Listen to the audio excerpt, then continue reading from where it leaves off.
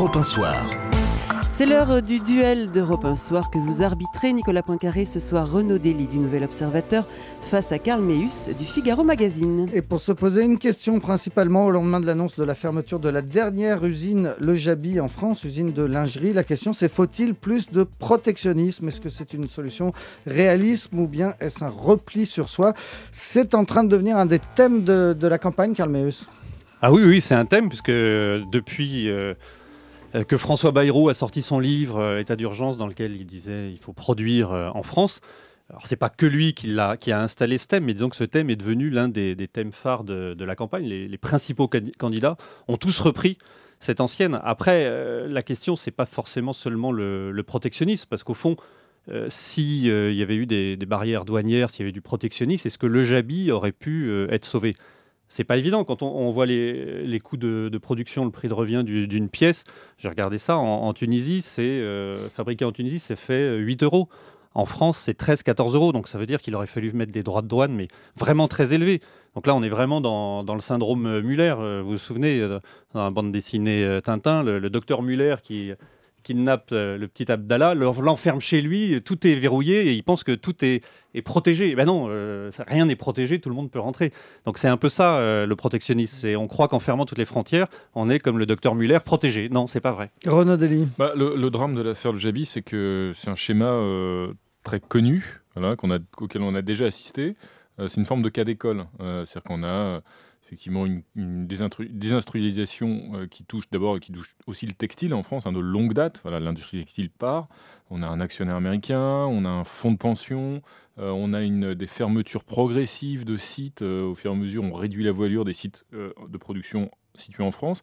Et puis au bout du bout, on a une délocalisation de l'activité totale, une délocalisation totale en Tunisie. Donc c'est une espèce de cas d'école qui résume une forme de compétitivité à la baisse, d'alignement à la baisse effectivement sur le modèle social. Personne ne pense qu'aujourd'hui le modèle social français va s'aligner sur le modèle social de la Tunisie ou d'autres pays, soit en voie de développement, soit de pays émergents, en tout cas de pays qui n'ont pas notre niveau social. C'est évidemment dans l'autre sens que ça doit à terme fonctionner, que l'économie mondiale doit à terme fonctionner.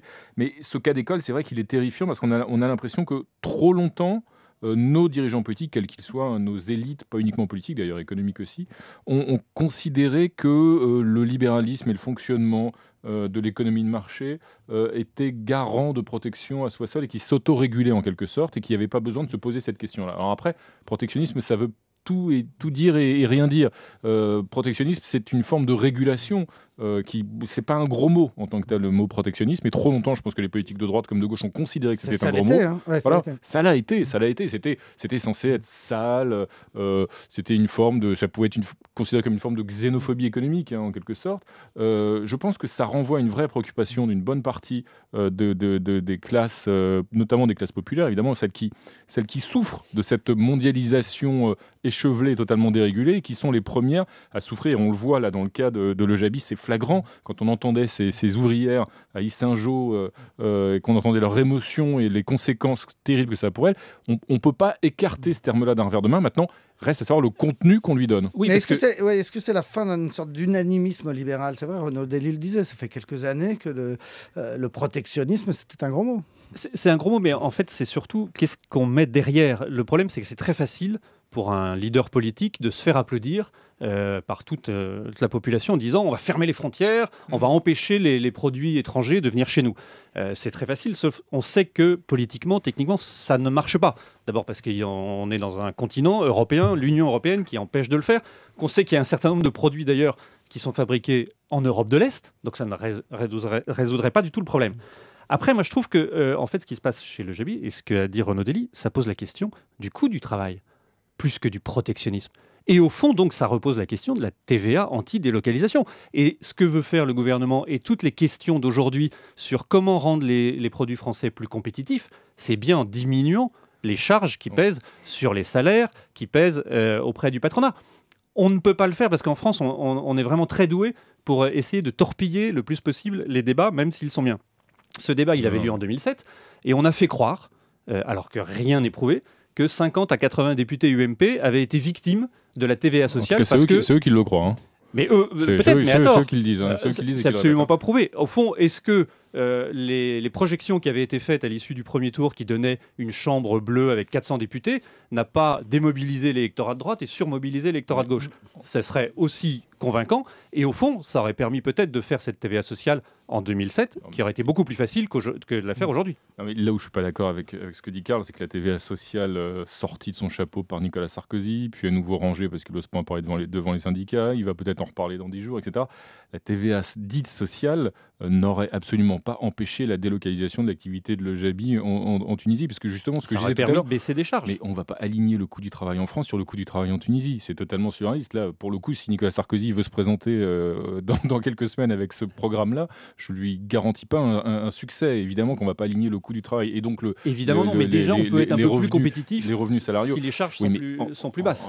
En l'occurrence, c'est une goutte d'eau par rapport à ce que représente ce démantèlement, cette dérégulation à laquelle ont participé encore une fois les deux camps politiques. Donc, à mon sens, il ne s'agit pas de faire la polémique là-dessus, parce que fut un temps où les socialistes étaient ravis, lorsqu'ils étaient au pouvoir, eux aussi, de participer de la dérégulation, du démantèlement d'un certain nombre de protections, et eux aussi s'étaient convertis à cette idéologie dominante qu'était le néolibéralisme. À partir de là... Donc l'autre solution, c'est de mettre des taxes à l'entrée, des soutiens-gorge et des petites culottes construites, si vous mettez des taxes en Tunisie. Si vous mettez des taxes comme ça en tant que telles, évidemment, il y a des mesures de rétorsion. Et vous vous rendez compte du niveau des taxes, la différence de coût de production. Il y a aussi il y a ça, et puis il y a aussi des répercussions sur, pour le coup, le coût des produits. Et là, c'est encore bien plus que la TVA sociale, dite sociale, même si c'est le même principe.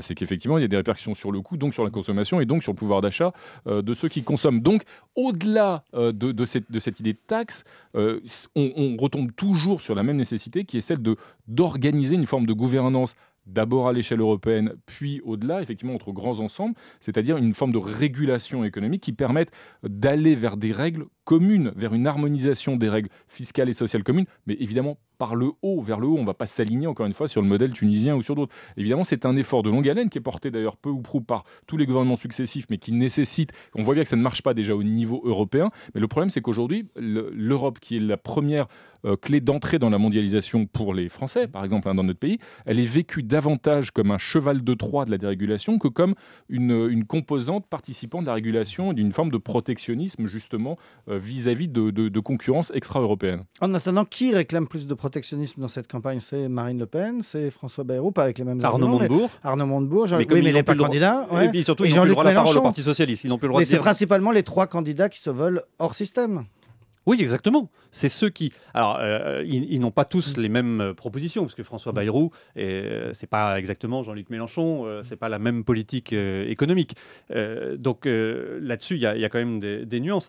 Mais pour revenir sur ce que disait Renaud Dely, la TVA sociale, il n'y a pas d'obligation que les entreprises répercutent l'augmentation de la TVA sur leur prix.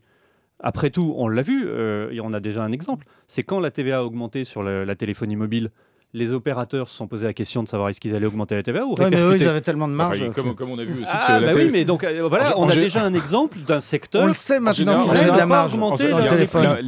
Donc si on baisse la TVA, si on baisse les charges. Il y a un exemple, Karl, vous avez raison, il y a un exemple où on a baissé la TVA et pour le coup, là, les chefs d'entreprise ne l'ont pas répercuté sur les prix, c'est la restauration. Non, mais là, on parlait d'augmentation. En général, quand la TVA augmente, il la répercute. Pas forcément, bah non, téléphonie mobile. Quasi systématiquement. Merci, donc tout est dans le quasi, ce qui veut dire que ce n'est pas inéluctable. Effectivement, qu'il y a un cas à part.